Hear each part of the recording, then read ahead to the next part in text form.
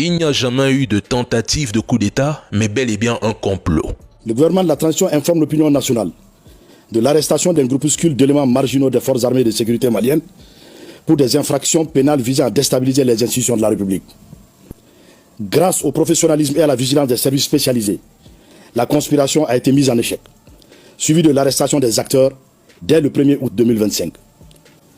Parmi les personnes interpellées figure un ressortissant français répondant au nom de Vigilier Yann, agissant pour le compte du service de renseignement français, qui a mobilisé des responsables politiques, des acteurs de la société civile et des militaires, dont les généraux de brigade Abbas Dambélé et Nema Sagara.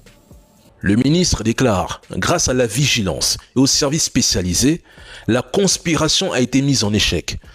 Contrairement à ce que les trolls laissent entendre, il n'y a jamais eu de tentative de coup d'État au Mali.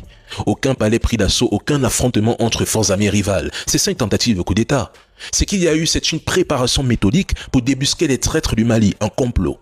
Dans les mots du ministre, il ne s'agissait pas d'un coup en cours d'exécution, mais d'un projet encore au stade de conception, c'est-à-dire élaboration de la stratégie, identification des cibles, recherche d'appui interne, mobilisation des moyens matériels et humains, le tout avec l'appui d'un agent de la DGSE. C'était une opération construite sur la discrétion et la coordination où chaque fuite pouvait tout compromettre. Mais elle a échoué et c'est là que réside l'essentiel. Détecter une telle entreprise avant qu'elle ne franchisse le seuil de l'action ouverte, la famille, ça exige un renseignement performant, capable d'écoute, d'infiltration et de surveillance à haut niveau, il faut l'admettre. Neutraliser un projet mené par des généraux et appuyé par des services étrangers avant même qu'il ne se matérialise, mais c'est la preuve d'un réseau bien placé, d'outils techniques solides et d'un travail d'analyse constant hors pair. Le Mali envoie un message clair.